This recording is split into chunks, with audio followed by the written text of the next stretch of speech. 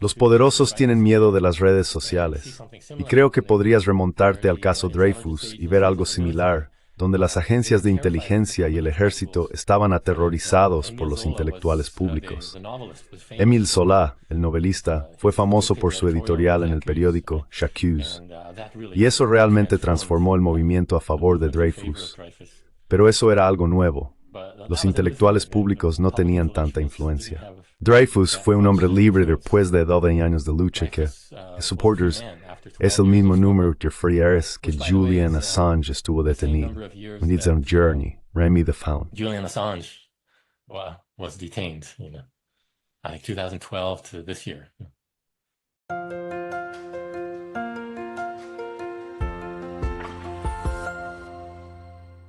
Hello, everybody. This is Pascal from Neutrality Studies. Hola a todos, soy Pascal de Neutrality Studies y hoy estoy hablando con dos colegas que están aquí conmigo en Japón. Tenemos a Denis Ríguez, que es profesor e investigador en la Universidad Seijo de Tokio, y a Johan Edebo, que trabaja como profesor asociado en filosofía en la Universidad de Uppsala en Suecia, pero que actualmente está pasando un año sabático aquí. Los dos escribieron recientemente un artículo muy interesante en el que introducen un fenómeno que llaman Belépochismo. Eso explica por qué algunas de las tendencias sociales que vemos hoy en día son tan reminiscentes de las actitudes de finales del siglo XIX. Esto es lo que queremos discutir hoy. Así que, bienvenidos a ambos. Gracias. Gracias. Denis, Johan, acuñaron esta frase, Belépochismo. Al principio, pensé que solo estaban inventando una palabra, porque siempre es bueno inventar una palabra como académico. Pero luego me di cuenta al leer el artículo que, no, en realidad, están tocando algo aquí, algo que no había escuchado antes. Eso resonó conmigo, porque están diciendo que finales del siglo XIX tiene una mentalidad similar a la que estamos viendo ahora. ¿Podrían explicar un poco más Belépochismo? Tal vez comencemos con Johan y luego Denis. ¿Cuál es el punto de esto? Entonces, el concepto es de Denis. Él lo acuñó, y no voy a tomar crédito por eso.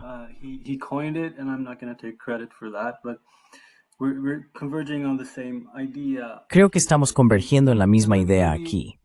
Y permíteme empezar, quizás por el lado equivocado, un poco, solo para ponernos en camino. Un punto que Denis y yo estamos planteando en un próximo artículo en el que estamos trabajando, que de alguna manera converge con lo que estás describiendo aquí, es que la cultura de Occidente, hablando en términos muy generales y no menos su cultura política, se ha vuelto progresivamente menos diversa y más monolíticamente alineada con los intereses institucionales, con la estructura de poder de la sociedad, por así decirlo. Esto no es para negar el hecho de la polarización. Es más bien algo que probablemente explica gran parte de la polarización política que vemos.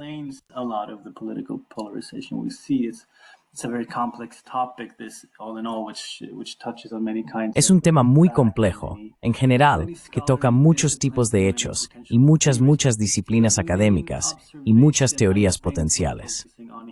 Pero la observación principal en la que creo que nos estamos centrando aquí, puede que no estés de acuerdo en algún aspecto, Denis, pero la observación principal, creo, es que hay una clara integración ideológica y política, sobre todo entre las capas dominantes de Occidente.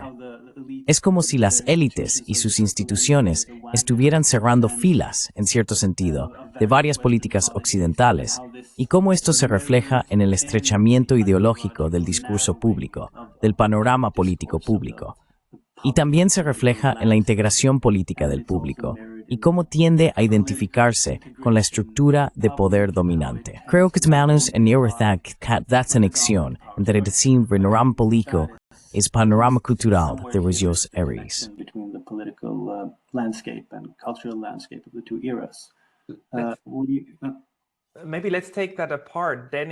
Quizás desglosémoslo.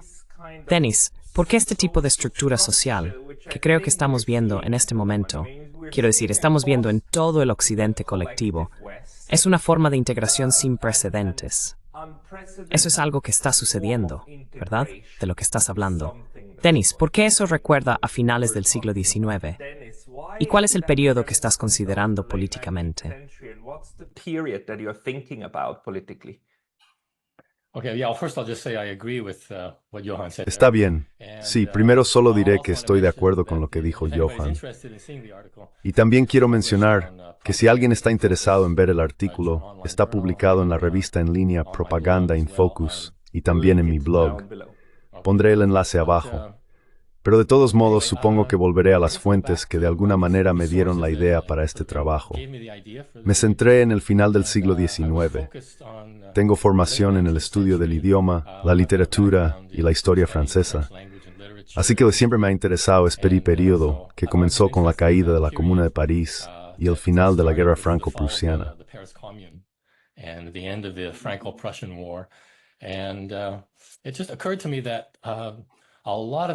Y se me ocurrió que muchos de los productos culturales que consumimos hoy en día, muchas de las películas, novelas, biografías sobre personas famosas, la fascinación por eventos famosos como el Titanic, el inicio de la Primera Guerra Mundial y la creación de la Reserva Federal en los Estados Unidos, todos ocurrieron en ese periodo de 1870 a 1918. Se decía que la Belle Époque terminó con el estallido de la Primera Guerra Mundial. Algunas de las fuentes que estaba leyendo y que incluí en este trabajo fueron, por ejemplo, El fantasma del rey Leopoldo, de Adam Hochschild, sobre el Congo belga, y El corazón de las tinieblas, de Joseph Conrad. Joseph Conrad's Heart of Darkness, I read that long ago. When I was a Leí eso hace mucho tiempo, cuando era estudiante de secundaria. Historia del caso Dreyfus, de Jean-Denis Brading, Mark Twain, escribiendo sobre la Edad Dorada. Y en la década de 1890, convirtiéndose en un crítico de América, la Gran República, convirtiéndose en un imperio. Y también hubo una entrevista que Chris Hedges hizo con un estudioso de Proust llamado Justin Smith. Y eso me hizo pensar también en cómo es ver el final de la Belle Époque. El final de una era que pensabas que era maravillosa, y especialmente para Proust, que estaba entrando en la vejez en este momento cuando estalló la Primera Guerra Mundial. Así que para él fue simplemente un momento trágico.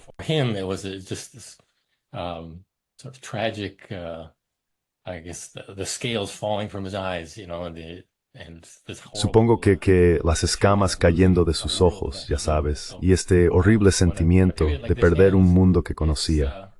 Y así cuando un periodo como este termina, es muy diferente para una persona de 60 años en comparación con alguien de 20 años que no tiene los recuerdos de este periodo que lo precedió.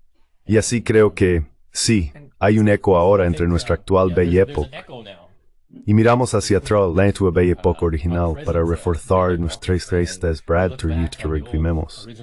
Y tomamos algo de tranquilidad y consuelo de ello. The period we're living in. We take some reassurance and comfort in watching those stories. Al ver esas historias, lo que pasa con la Belle Époque es, por supuesto, que era belle, tan hermosa, la era hermosa. Solo fue hermosa para un cierto segmento del mundo, ¿verdad? Realmente, solo fue hermosa para América del Norte y un par de europeos. E incluso allí, solo para un cierto segmento. Porque todavía tenías a toda la clase trabajadora, que básicamente estaba excluida de todos los estratos más altos de la sociedad, ¿verdad? Y todo el mundo colonizado estaba simplemente, legítimamente, como escribiste sobre el Congo, en un estado horrible. Pero para estas pocas personas, era un conglomerado internacional de élites. A conglomerate of elites, right? And back in those days we had the first great world exhibition. En aquellos días tuvimos la primera gran exposición mundial en Londres. Tuvimos muchos eventos internacionales. Tuvimos el primer boom de Japón alrededor de 1965, con Madame Butterfly, y el entusiasmo por Japón ganando a Rusia en la guerra. Ese fue el primer boom de Japón. Y vemos cosas así en este momento nuevamente. Denis, ¿crees que psicológicamente, porque escribes sobre esta psicología, qué hace esta cosmovisión del Belle Époque-ismo a las personas? ¿Crees que actualmente vemos nuevamente rasgos psicológicos que ya podemos encontrar en el siglo XIX? Psychological traits that we can already find back in the 19th century. Sí, creo que todos los segmentos del artículo fueron escritos por Johan. así que dejaré que él responda a esa pregunta. That question. Está bien, Johan, por favor. That's a complex question, I guess, but it's really Esa es una pregunta compleja, supongo, pero es realmente interesante que menciones estos aspectos del tipo de surgimiento de esta cohesión cultural y esta cosmovisión de finales de la década de 1850. as you say, this is like the Porque como dices, este es como el apogeo del dominio colonial europeo, ¿verdad? Hay un optimismo significativo, al menos entre las clases gobernantes de la sociedad, y la importancia de los medios y el surgimiento de las instituciones de propaganda también reflejan esta perspectiva muy optimista. institutions also reflect this very optimistic outlook. And you have significant technological expansion and innovation and also Y tienes una expansión tecnológica significativa e innovación, y también creo de manera significativa la penetración del materialismo científico y una cosmovisión secular que se refleja en las grandes exposiciones que se basan en esto. progress that Esta nueva narrativa de progreso nos guiará hacia una utopía y luego elevará a las clases empobrecidas y a las sociedades no civilizadas a nuevas alturas. civilized Ese es un poco el imaginario social dominante. En significativa, por supuesto, everything en nuestro propio periodo, course no es solo nimhimalith emesesinling. a mirror image or a reflection in that sense.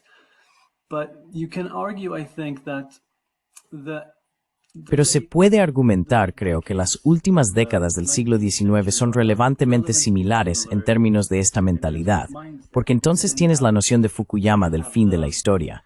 Tienes la idea de que el capitalismo y la democracia liberal han emergido victoriosos, el malvado imperio soviético ha sido derrotado, y existe la noción general de que ya no hay clases. Ahora solo hay progreso, un progreso infinito hacia la utopía que nos espera, y este es un sentimiento similar al que se vio emerger a finales de 1800, que luego fue suprimido debido a las realidades sociales de principios del siglo XX, pero que luego resurgió en el periodo de posguerra. post-war period. Diría que si tienes una cosmovisión dominante de este tipo, es de esperar que ciertos rasgos psicológicos entre la población emerjan como un efecto, al menos. Psychological traits among the population will emerge as an effect. Yeah, at least.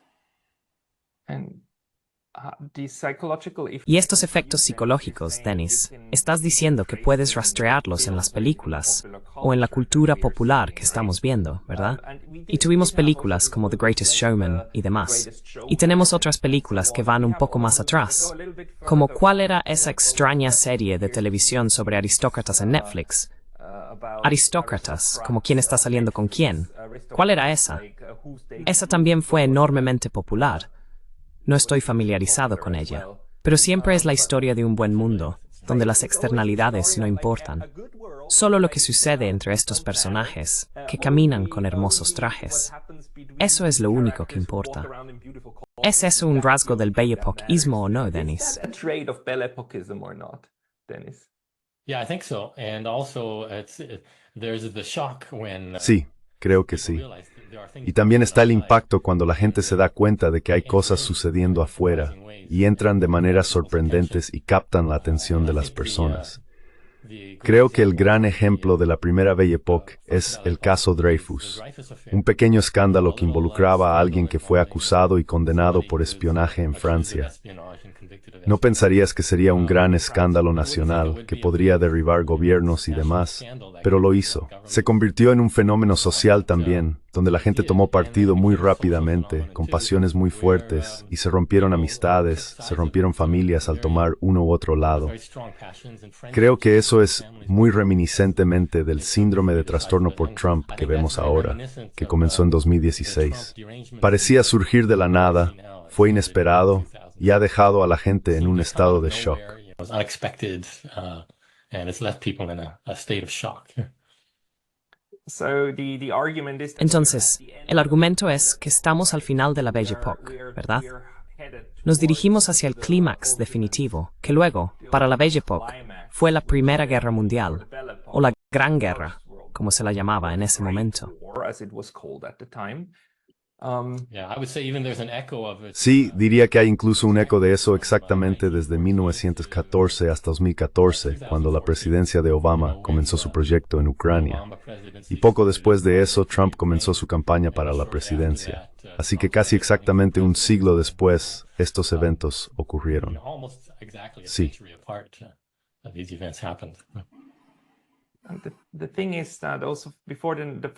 La cuestión es que también antes de la Primera Guerra Mundial, mucha gente decía que esto es peligroso. Lo que estamos haciendo es peligroso. La construcción de estas alianzas, las corrientes subyacentes que estaban ocurriendo, la gente estaba construyendo en contra de esto, ¿verdad? Tuvimos dos grandes conferencias de paz en 1899 y 1907, y no se hicieron correctamente.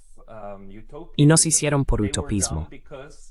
Se hicieron porque, especialmente un par de personas, y tenemos que dar crédito al zar Nicolás, quien tuvo la idea de estas, para decir, como necesitamos desarme, estas fueron conferencias de desarme, ante todo. Eso falló completamente. Pero la conciencia de que estas armas están ahí y podrían llevar a una calamidad estaba presente. ¿No es así? Juan, ¿cuál crees que sería el paralelo de esto hoy en día? Quiero decir, entendemos que estamos en una situación muy peligrosa, ¿verdad?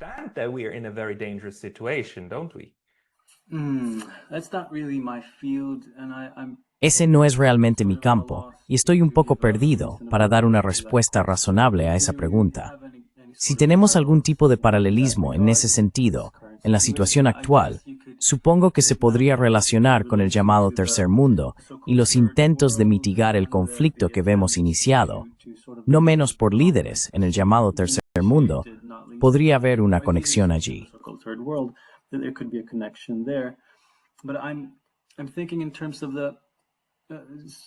Pero estoy pensando en términos de, para retroceder un poco aquí, estoy pensando que debería haber un argumento de que una consolidación política y cultural creciente generaría polarización, en el sentido de que cuando pierdes matices en la cultura política, rápidamente te encuentras en una situación donde aquellos que se desvían de las narrativas dominantes o aquellos que buscan reformas o lo que sea, rápidamente serán considerados como poco ortodoxos. Y la situación hoy, supongo, es que eres peligrosamente poco ortodoxo si te desvías de las narrativas establecidas. Y solo quería preguntarte, Denis, si crees que hay un paralelo con esta polarización que surge en relación con el caso Dreyfus en Francia en este contexto, o es eso exagerar demasiado.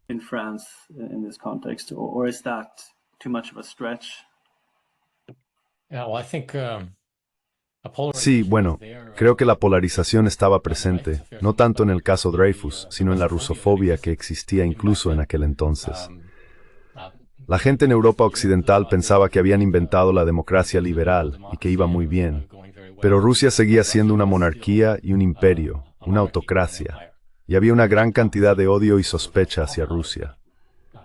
De hecho, Joseph Conrad, cuyas novelas me encantan, era polaco y había adquirido la ciudadanía británica, convirtiéndose en un autor famoso escribiendo en inglés. Pero si lees lo que escribió sobre los rusos, sabes que odiaba a Solzhenitsyn y a los escritores rusos. Básicamente no había nada que le gustara de la cultura rusa. No le gustaba el zar y no le gustaban los bolcheviques. No confiaba en ellos en absoluto. Así que eso ya estaba muy arraigado en aquel entonces.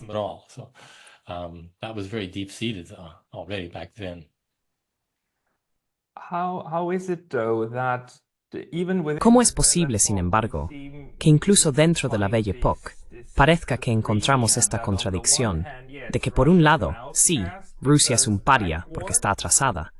Al mismo tiempo, Gran Bretaña también era una monarquía. De acuerdo, era una monarquía constitucional, pero estaban muy orgullosos de eso, y esto se mantuvo. Eso es algo que nunca entendí. ¿Por qué es que cuando hablamos en el contexto asiático sobre el malvado imperio japonés, el imperio iba por ahí, el imperio tomaba cosas? Pero cuando hablamos del imperio en el contexto europeo, todos dicen, oh sí, esos fueron buenos tiempos. Y eso ya estaba presente en la década de 1890 y principios del siglo XX. ¿No es así?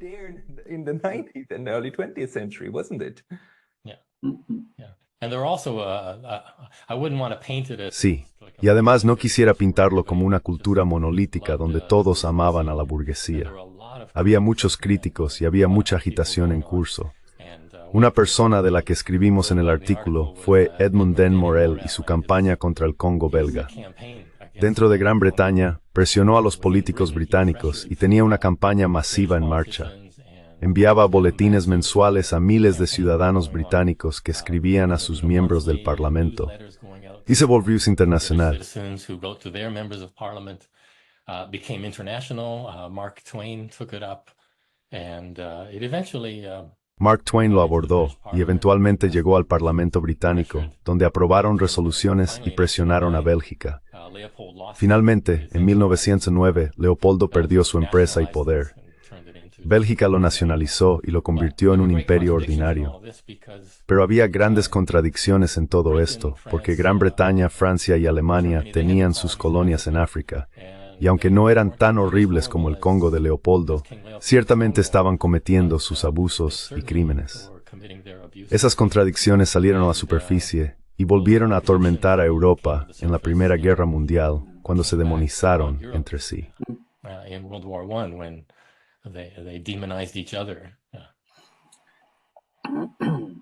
Johan, ¿cómo crees que eso, o déjame ponerlo de esta manera, pusiste un marco de tiempo específico, ¿verdad? Creo que si recuerdo correctamente, estás diciendo que desde la década de 1870 hasta 1914 es como un reflejo de la década de 1970 hasta 2014. ¿Por qué estos dos? Until 1914 kind of mirror the 1970s until 2014. Why these two?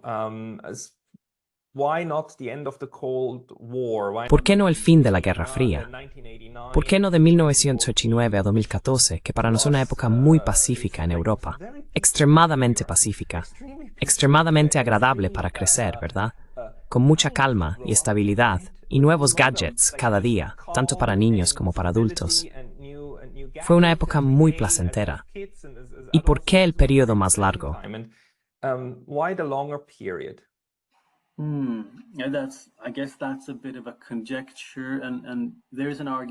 Supongo que eso es un poco una conjetura. Y hay un argumento de que los paralelismos son más obvios en relación con el periodo después del fin de la Guerra Fría y demás.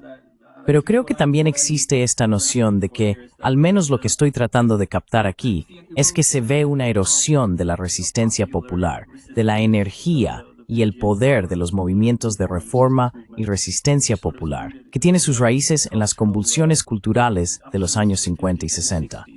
En mi opinión, este proceso de radicalismo de izquierda hacia la reforma y la revolución y la reestructuración de la sociedad termina en los últimos años del siglo XX, ya sabes, con las protestas de la OMC, la UE y el G8.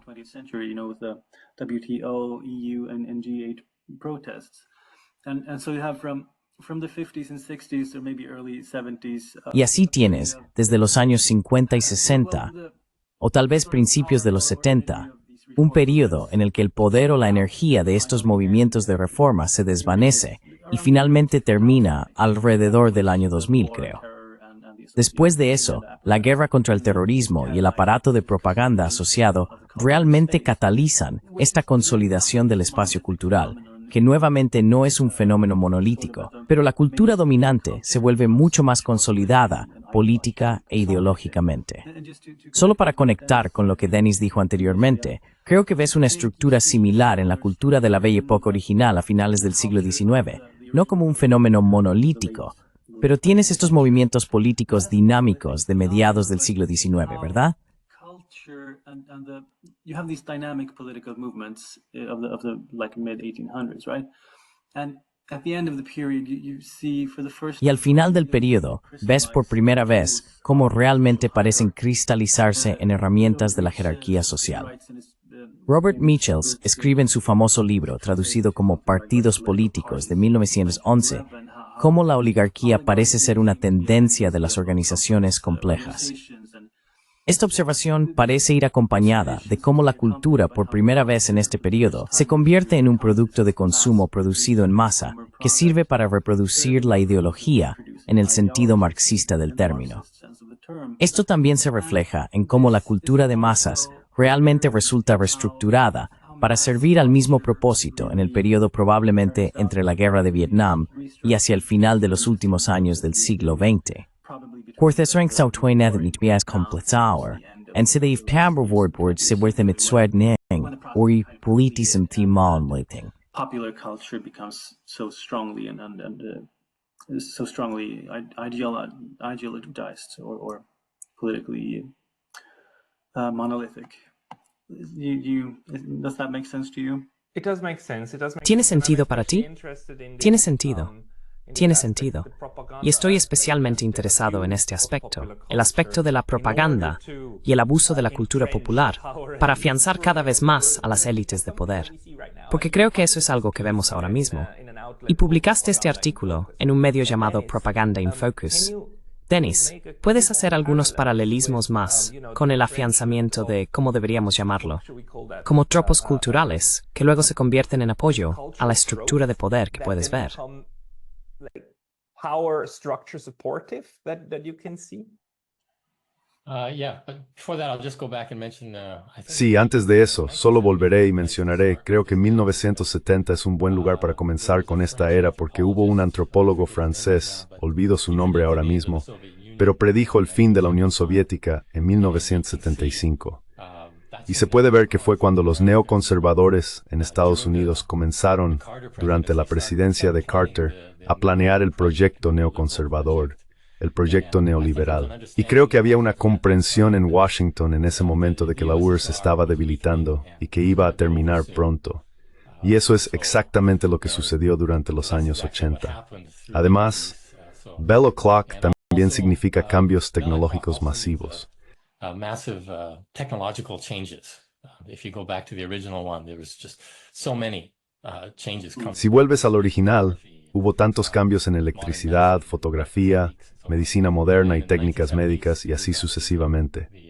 Y luego en la década de 1970 llegó la revolución de la tecnología de la información, que duró hasta principios del siglo XXI. Pero al hablar de un refuerzo, lo veo en los productos culturales y las películas, donde, ya sabes, las historias sobre la antigua burguesía de la Belle Époque original se basaban en que la hija de alguien tenía que casarse y encontrar un esposo adecuado, entuado en la clase social correcta, y así sucesivamente. Husband in the right social class and so on, or somebody's in crisis and they're in danger of falling. O alguien está en crisis y corre el riesgo de caer en el olvido. Un ejemplo típico es Titanic, donde tienes ese triángulo amoroso y la madre de la joven está más preocupada porque se case con el hombre rico que la propia chica. Creo que eso se reproduce en películas y relatos modernos también. El statu quo ya no se cuestiona realmente. Si hay una crisis en alguna familia de clase media alta, esa es la historia. Vemos cómo se resuelve la crisis y al final todo vuelve a la normalidad. Everything goes back to normal afterwards. Yeah, now you can argue that is a Podrías argumentar que eso es un síntoma de Bellepocism. También podrías argumentar que es simplemente una historia eterna. El amor es eterno, por lo tanto, sigue apareciendo una y otra vez. Las intrigas son eternas, por lo tanto, siguen apareciendo una y otra vez. Pero creo que es incuestionable que algunos productos culturales apoyan ciertas estructuras más. Quiero decir, conocemos la influencia de Hollywood y sabemos que Hollywood también está siendo explícitamente apoyado y utilizado por el aparato militar de Estados Unidos.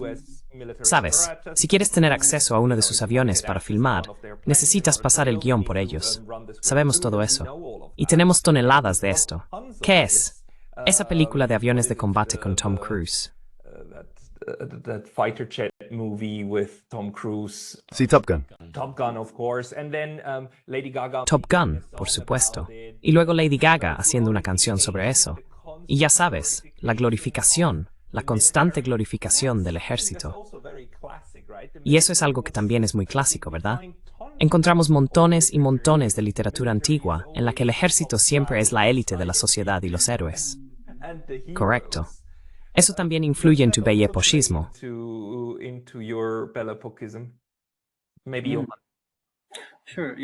Claro, sí. Y creo que estos son puntos importantes que estás planteando. Creo que hay un sentido en el que el contenido de las narrativas simbólicamente importantes y la situación tienen efectos claros y distintos.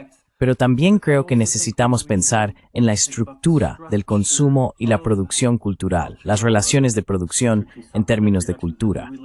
Entonces quiero decir, durante este periodo no estoy exactamente seguro de en qué década situaría el inicio, pero entre la década de 1870 y la Primera Guerra Mundial, ves que la sociedad de masas moderna realmente emerge por primera vez. Y la función y el significado de la cultura también cambian para reflejar esta transformación, lo que a su vez, creo, tiene inmensos efectos políticos a largo plazo.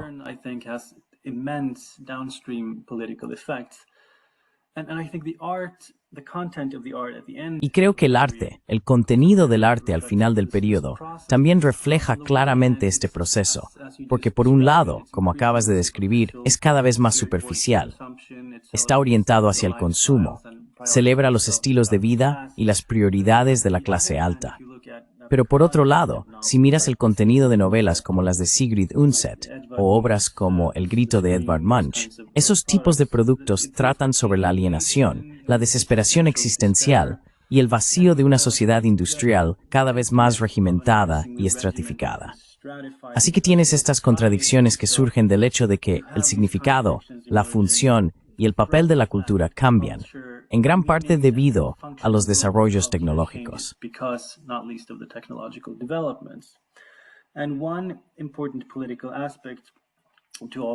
Y un aspecto político importante de todo esto, creo, se relaciona con el espacio limitado para la intención popular.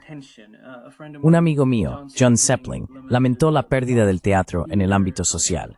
Y su punto aquí era que cuando la intencionalidad popular en la cultura se reduce, lo cual es como el teatro, este intercambio de agentes y sus experiencias únicas en el ámbito social, cuando esto se disminuye, la influencia política popular también perderá terreno como consecuencia de ello. Y creo que esto es lo que estamos viendo, tanto en nuestro periodo como en la Belle Époque original, debido a las transformaciones tecnológicas, entre otras cosas.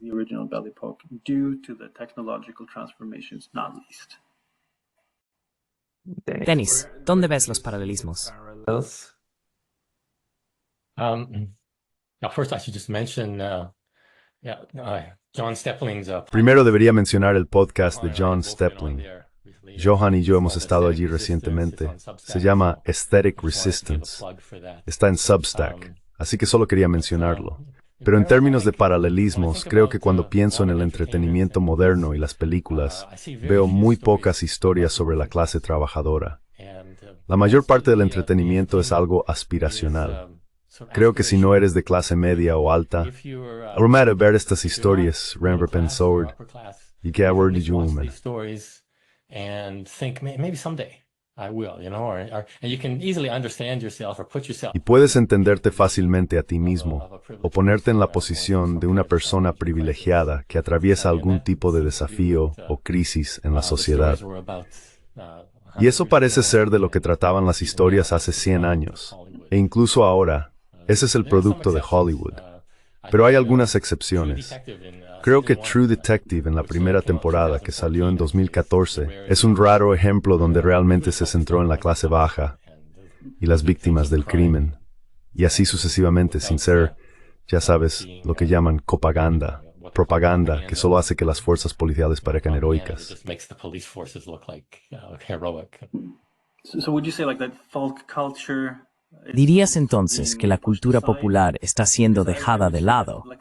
Porque yo diría que desde los años 30 hasta los 70, no soy un experto, pero habría una representación mucho más distintiva de las capas bajas de la sociedad y de los productos culturales populares y folclóricos. ¿Estarían ambos de acuerdo con esa simple observación?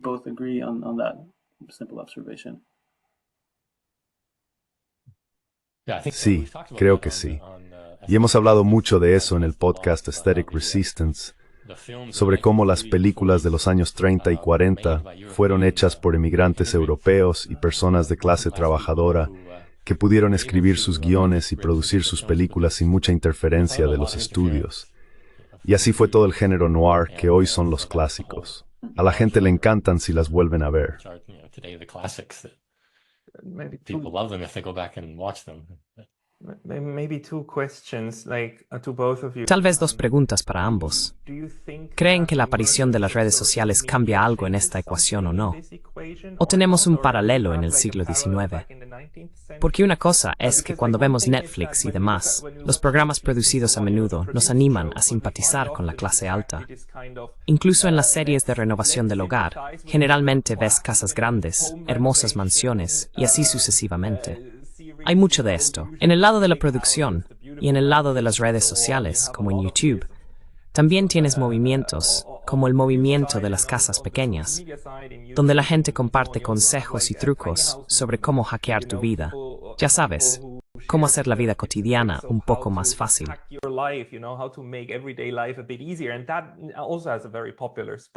Y eso también tiene un espacio muy popular, ¿verdad? Segunda pregunta. Podemos hacerlas de manera diferente, pero antes de que se me olvide, el papel del apocalipsis.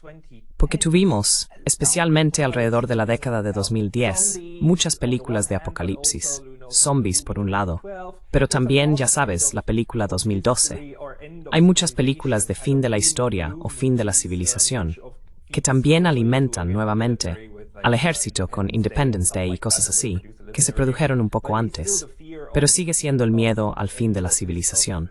Podemos tratarlos por separado. Tal vez primero las redes sociales y luego el pesimismo. Empecemos con Dennis.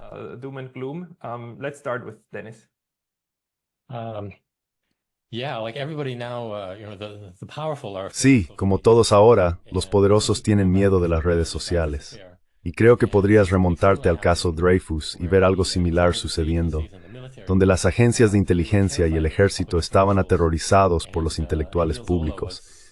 Y Émile Zola, el novelista, fue famoso por su editorial en el periódico J'accuse. Y eso realmente transformó el movimiento a favor de Dreyfus. Pero eso era algo nuevo. Los intelectuales públicos no tenían tanta influencia sobre la política en ese momento. Y también si ves las películas hechas sobre el caso Dreyfus, o lees los libros, notarás que los funcionarios de inteligencia y el ejército también estaban aterrorizados por el Parlamento, este nuevo sistema de gobierno.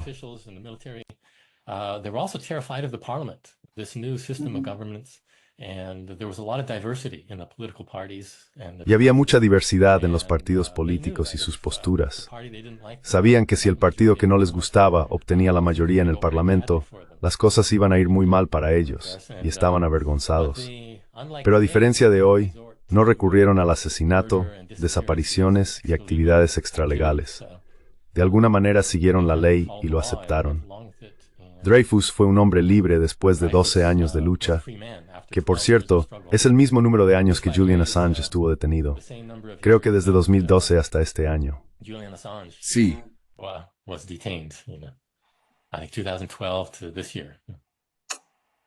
La historia no se repite, pero rima. ¿Quieres decir algo?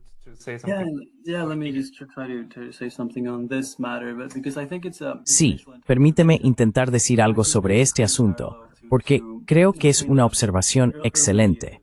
Y creo que hay un claro paralelismo entre el desarrollo temprano, la aparición temprana de la cultura de masas propiamente dicha, y los medios digitales y sociales a finales del siglo XX.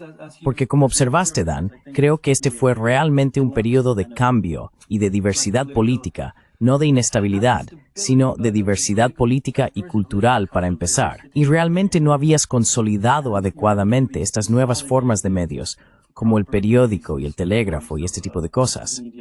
No estaban realmente consolidados como una herramienta de poder. Tenían otros fines.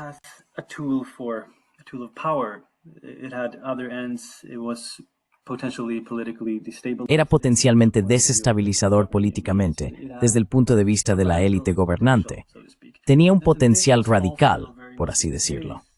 Y esto también fue muy cierto con los primeros días de Internet, diría yo, especialmente durante el periodo de los años 90, cuando era casi completamente descentralizado. Esta es una discusión compleja y de ninguna manera es simple sacar conclusiones políticas de ella. Pero al menos, durante ese periodo, a pesar de su estructura jerárquica y sus orígenes en el ámbito militar, Parece que Internet y la infraestructura digital tenían un potencial político realmente significativo en términos de influencia democrática popular.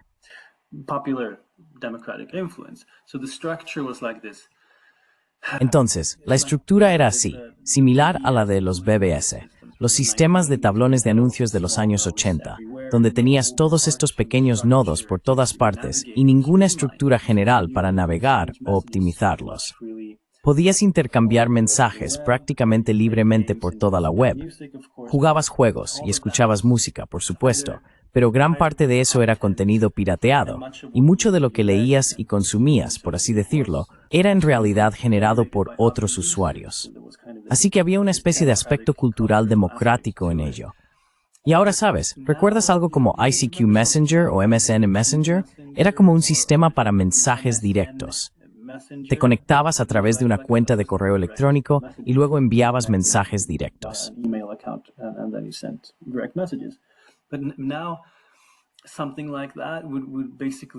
Pero ahora, algo así básicamente sería llevado a juicio, ya sabes, como el fundador de Telegram y los asuntos legales alrededor de esa situación.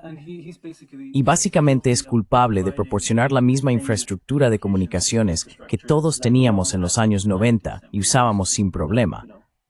Lo que claramente refleja cómo esta estructura de comunicaciones, potencialmente desestabilizadora, necesita ser consolidada desde la perspectiva del orden social, la estructura de poder de la sociedad. Y creo que hay paralelismos importantes aquí.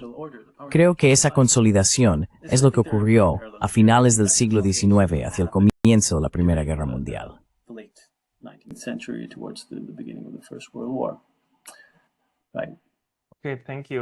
Está bien, gracias. Y tal vez este tema del apocalipsis, Dennis. ¿Ves el apocalipsis reflejado también en la literatura y el arte del siglo XIX? No, I don't think there was any consciousness of the world ending and man having No creo que hubiera una conciencia de que el mundo estaba terminando y que el hombre tuviera un impacto tan grande en la naturaleza. Y hay una serie de HBO llamada La Edad de la Inocencia, que tiene lugar en Estados Unidos durante la Edad Dorada, que era el término estadounidense para la Belle Époque. Y creo que la inocencia es una palabra clave. Estamos fascinados por esas historias de esa era, porque creo, una razón quizás inconsciente, es que esas personas no habían visto la Primera Guerra Mundial, la Segunda Guerra Mundial, armas nucleares, terror nuclear o catástrofes ecológicas a gran escala. No podían imaginarlo. Así que es agradable volver y vivir en ese tiempo. Pero lo que estamos pasando ahora es quizás una nueva experiencia para la raza humana. Contemplar que podría poner fin a la vida en la Tierra. Así que vemos estos diferentes tipos de historias. Y era gente de Guxrtepsentierfix, por lo que son un gran material para historias. No me ayuso más sentir pictawalks. Is it maybe rather something that's older than the Belle Époque, you know, thinking of the medieval ages. Estoy pensando en la Edad Media, donde en Europa la idea del fin y el día del juicio era extremadamente importante, y tal vez también en el puritanismo americano y demás, donde la idea de que Jesús va a regresar y luego todos seremos juzgados y el mundo tal como lo conocemos terminará. Creo que ahí es importante. Pero tal vez eso era algo que la Belle Époque realmente no consideró mucho, ¿verdad, Johan?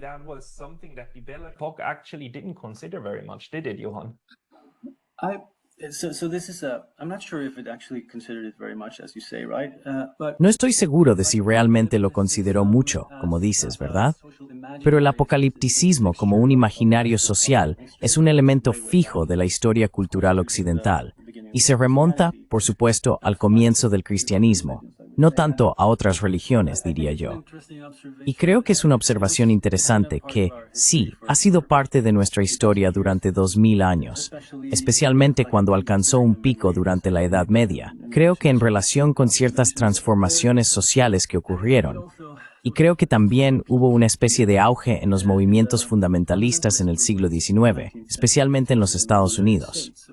Así que si buscas apocalipticismo durante la Belle Époque, lo encontrarás en los Estados Unidos. Y esto también fue una especie de respuesta a la secularización y estos procesos de crítica histórica de la Biblia, del darwinismo y todo eso. historical criticism of the Bible, of Darwinism and all that. So these movements are in a sense a response to this. Entonces, estos movimientos son en cierto sentido una respuesta a este desarrollo social. Pero creo que es una observación interesante que hemos visto menos de los imaginarios apocalípticos de lo que esperaba. Sabes, como dices, hace 10 años, 15 años, la cultura estaba llena de estas narrativas. Creo que comenzó alrededor de cuando la crisis financiera del 0708 ocurrió. Creo que eso catalizó muchas de estas narrativas, pero habría esperado ver más de ellas desde mi punto de vista personal. Así que tal vez el caso sea que están demasiado cerca de casa en este momento. Describen la situación un poco demasiado claramente para que la gente se sienta realmente cómoda experimentando y pensando en ellas. Eso podría ser la razón por la que cayeron en desgracia.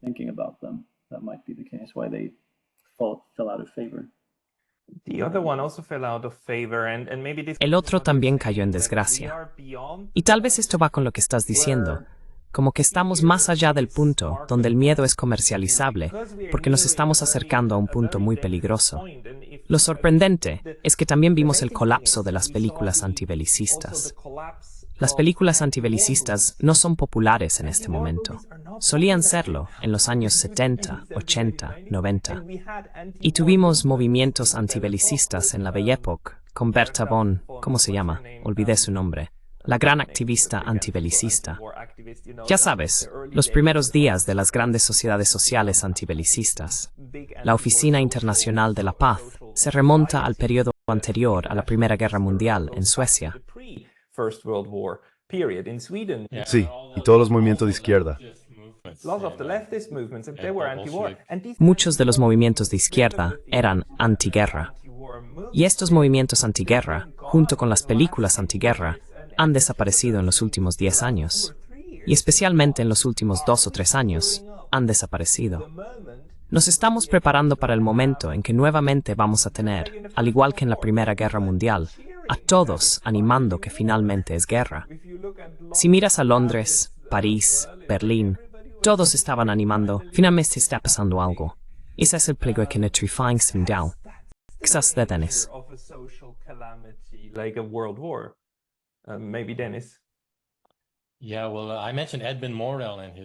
Sí, bueno, mencioné a Edmund Morel y su campaña contra el Congo belga. Fue un héroe muy respetado en Gran Bretaña durante esos años. Pero justo antes de que estallara la Primera Guerra Mundial, comenzó a hablar sobre el peligro de la entente secreta entre Francia y Gran Bretaña. Advertía a la gente que iba a ser una catástrofe.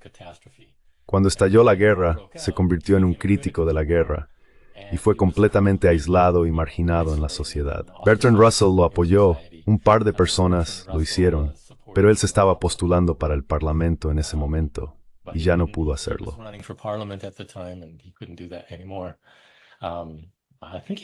Creo que él también estuvo en prisión por un corto tiempo durante eso.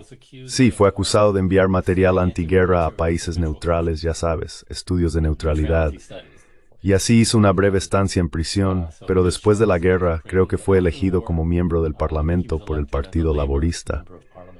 Pero el aislamiento y la desolación que sintió fue muy similar a lo que, creo, los activistas antiguerra están sintiendo hoy en día o lo que la gente experimentó si no estaba de acuerdo con algunas de las políticas de coronavirus y las políticas de vacunas implementadas por los países. Fue un nivel impactante de aislamiento, odio y exclusión dirigido a esas personas. Y la represión de la disidencia. No puedes disentir, y si lo haces, eres un paria en el mejor de los casos y encarcelado en el peor. Johan, ¿tienes observaciones sobre esto?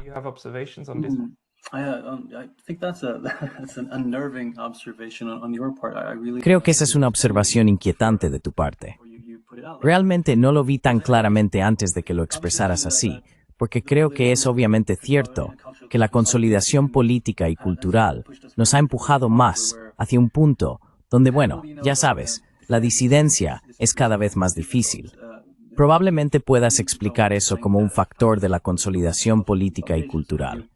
Así que si, por ejemplo, sugirieras que tal vez no deberíamos unirnos a la OTAN, o escalar más la situación en el conflicto con Rusia, entonces ya no estás dentro del ámbito del discurso político educado. Estás desviándote hacia el ámbito del traidor, casi. Y creo que eso es una atmósfera política enormemente peligrosa. Pero también, como dices, reconozco esta observación de que podría haber una especie de anhelo por la guerra. Sort of longing for the war. There's a longing for the release of the conflict.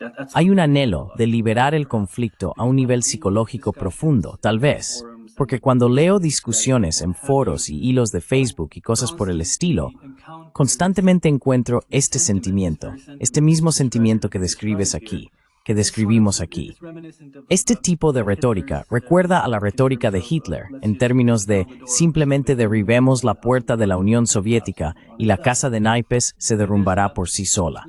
Hay un deseo de fomentar esta guerra y ponerla en marcha ya. Y hay una creencia muy fuerte en la superioridad de Occidente y la invulnerabilidad de Occidente, que no está muy lejos del sentimiento nacionalista que se veía en todos lados antes de la Primera Guerra Mundial. Así que sí, eso es un poco inquietante, creo.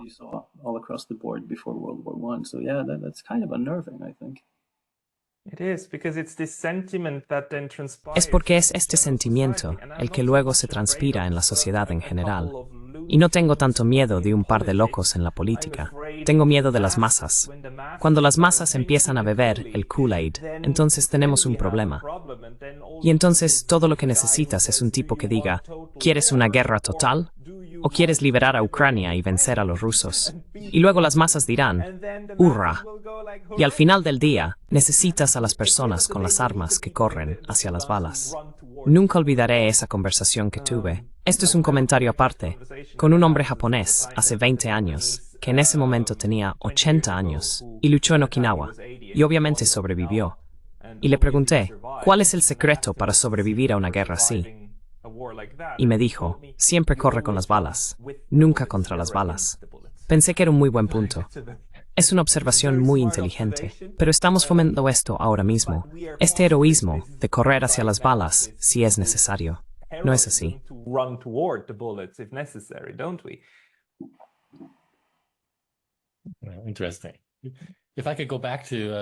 Interesante. Si pudiera volver a un tema más sobre las películas apocalípticas y demás, creo que también se podría notar que hubo una larga serie de películas sobre pandemias a principios de este siglo. Y luego cuando llegó 2020, miré a mi alrededor, estaba pensando, me pregunto qué diría el Dr. House sobre esta situación y cómo la retratarían. Y por supuesto, el Dr. House ya no estaba. Ese programa había terminado, pero no había otros dramas médicos de popularidad significativa en ese momento. Y curiosamente, simplemente desaparecieron. Y si hay uno que regresa, no sé cómo van a retratar esos años. Sabes, pueden simplemente usar la serie como una herramienta de propaganda para mostrar un punto de vista. Pero ya sabes, los pacientes que entran a un hospital en la clínica van a tener opiniones muy divididas sobre esto. Así que no sé cómo podrían tener un drama televisivo moderno que represente honestamente sobre qué estaban realmente discutiendo las personas en esos días. It's spray tip versus evil. Sí, entonces ¿crees que finalmente cancelaron Coronation Street? ¿Es eso? Este drama televisivo británico de larga duración creo que ha estado en el aire desde los años 60. No estoy familiarizado con ese. Solo quiero mencionar también que tengo un amigo y colega en la Universidad de Lund, en Suecia. Acaban de comenzar un proyecto de 5 años sobre el fin del mundo. Se llama un enfoque transdisciplinario del imaginario apocalíptico en el pasado y el presente. Así que intentan profundizar un poco en estos temas sobre los que acabas de solicitar perspectivas. Y la investigadora principal es Jane Svenungsson. Solía estar en la Academia Sueca, así que échale un vistazo si estás interesado. Podría ser interesante, podría valer la pena.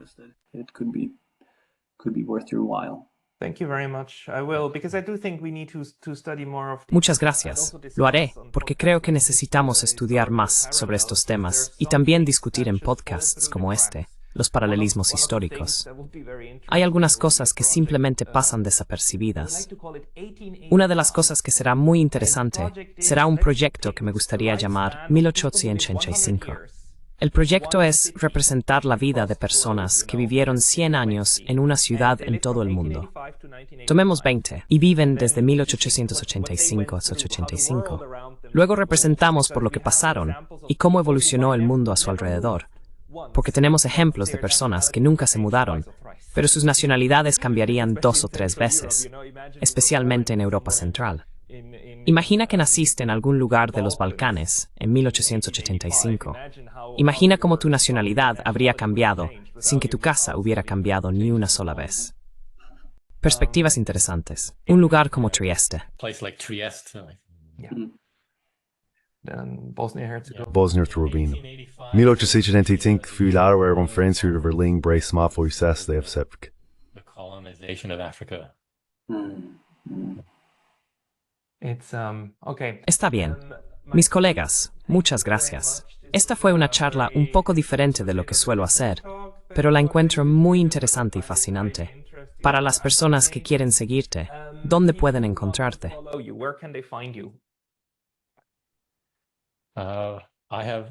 Tengo un blog, solo mi nombre, Dennis Riches, con un punto entre el nombre y el apellido en WordPress.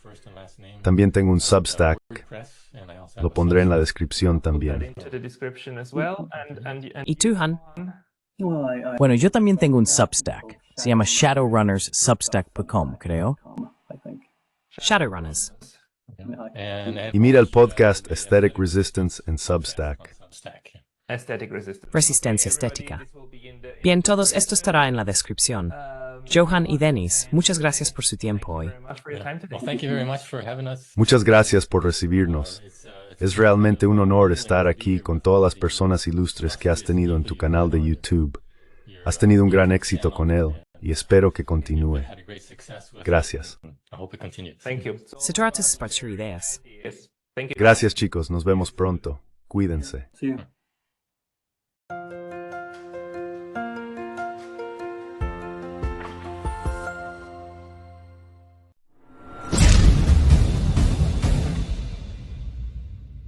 Si valoras nuestras traducciones, por favor considera apoyarnos en Patreon. El enlace está en la descripción. Muchas gracias.